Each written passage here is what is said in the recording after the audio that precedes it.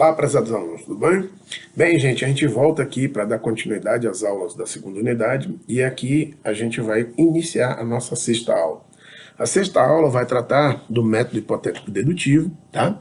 E as limitações do falsificacionismo. Como eu já afirmei para vocês, né, na aula anterior, né, a gente vai dar continuidade ao Popper, finaliza o Popper na sexta aula e dá prosseguimento, entendeu? Aos outros teóricos, né? A apresentação dos outros teóricos. Essa aula, né, basicamente, ela vai ter o método hipotético dedutivo, né, como referência, que eu vou mostrar o organograma, né, para a gente entender um pouco melhor como funciona o método, né, e as limitações do falsificacionismo. E é muito interessante, né, a gente compreender essa concepção do Popper, né, justamente porque ela vai, né, na nossa contemporaneidade, se tornar uma das maiores, né, o método dele e a teoria dele vai se tornar uma das maiores referências na área da filosofia da ciência e vai influenciar outros teóricos posteriores, né? Então vamos lá.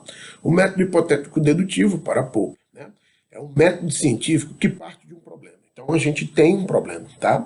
O problema ele se apresenta perante a gente, né, e é através do problema que a gente vai partir para construir uma hipótese. Por exemplo, né, quando a gente observa o Sol, a gente percebe que o Sol está se movendo. Tá? E aí qual é o problema? O problema é quem está se movendo, o Sol ou a Terra? Tá? Quem se move?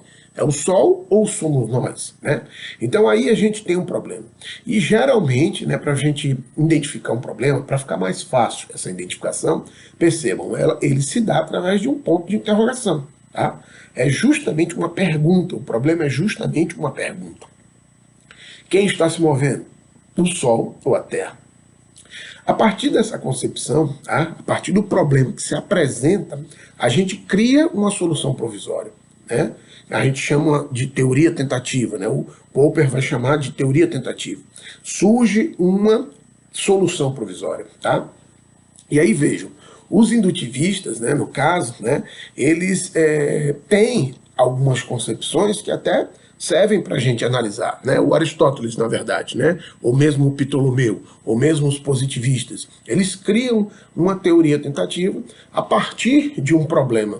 Né? Óbvio que aí eles vão pensar ou perceber, né, que a observação, né, pode já trazer a solução para a gente resolver esse problema. Né? Seria uma solução já definitiva.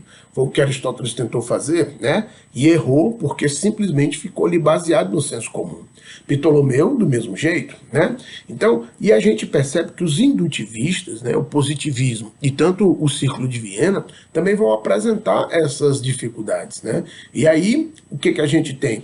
A gente tem que a observação, que a indução simplesmente não pode resolver o problema ou resolver a problemática. Né? Então, o que a gente tem no método hipotético dedutivo?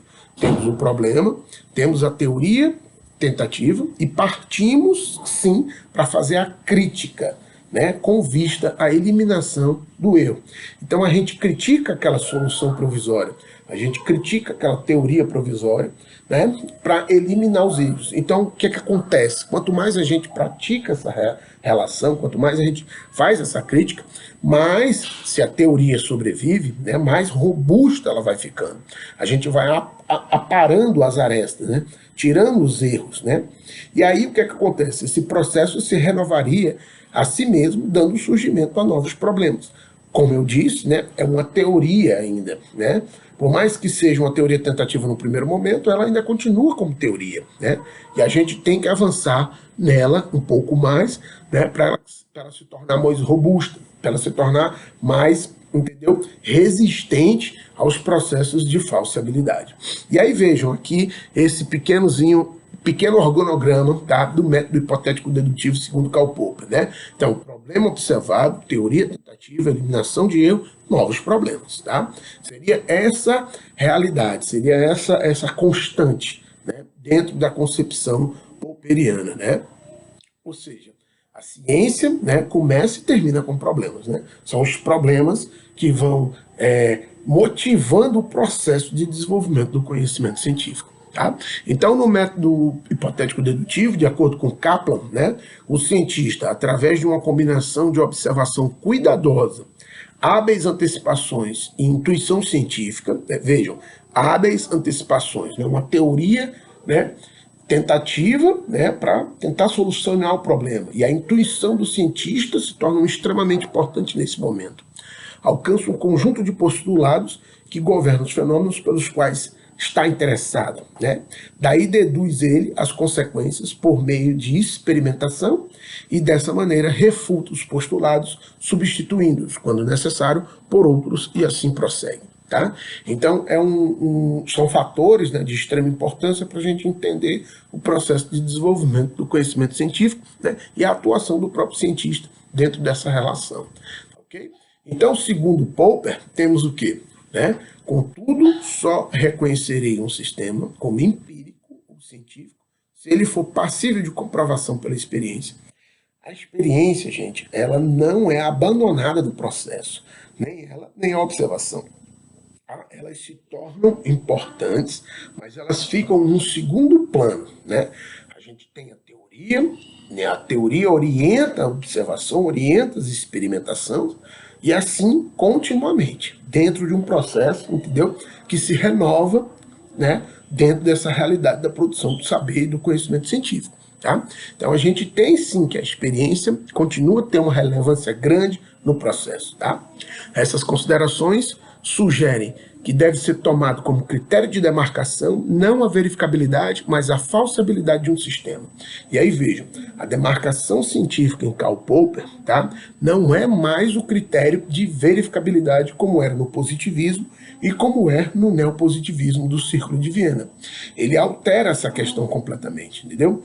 A verificabilidade, ela fica num... Ela, na verdade, ela é trocada, né? Ela, na verdade, a gente passa a ter como critério a falsibilidade de um sistema.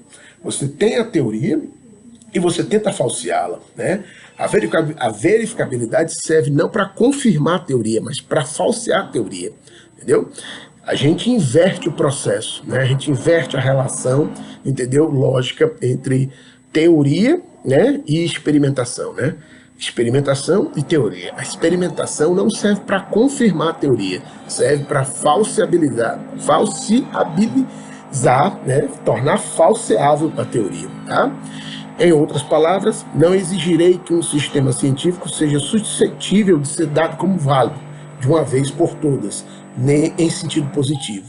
Exigirei, porém, que sua forma lógica seja tal que se torne possível validá-lo através de recurso ou, né, recurso a provas empíricas, né? Vejam, possível validá-lo através de recursos a provas empíricas, né?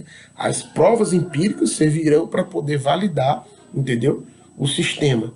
E vejam, né, dentro de um processo de falsibilidade, né, em sentido negativo, tá vendo? Validar as provas empíricas, devem validar o sistema, mas num sentido negativo, não num sentido positivo, né, de confirmar a teoria. Entendeu? Mas sim de tentar falseá-la. Deve ser possível refutar pela experiência um sistema científico empírico. Tá? Então, essa é a marca da falsibilidade popperiana. Né? Eu devo, por exemplo, através da experiência, refutar um sistema científico. Né? Esse sistema científico, né, ele precisa sempre estar nesse processo de refutação. E aí sim, né? Aí eu vou ter como critério de demarcação entre ciência e não ciência, entre ciência e pseudociência, a falseabilidade. Tá? Então veja, por exemplo, a astrologia, né? Os conceitos astrológicos eu não posso falseá-los. É por isso que a astrologia não é ciência. Por quê? Porque eu não consigo fazer experimentação absolutamente nenhuma, entendeu? Eu não consigo fazer nenhum tipo de experiência nos processos ou nos saberes da astrologia. Diferentemente, a astronomia, ok? Então, gente, fiquem com essas concepções. Na próxima aula a gente retorna para dar continuidade às concepções popperianas, né, o método popperiano, tá? E a gente se encontra na próxima aula. Valeu, galera. Um abraço.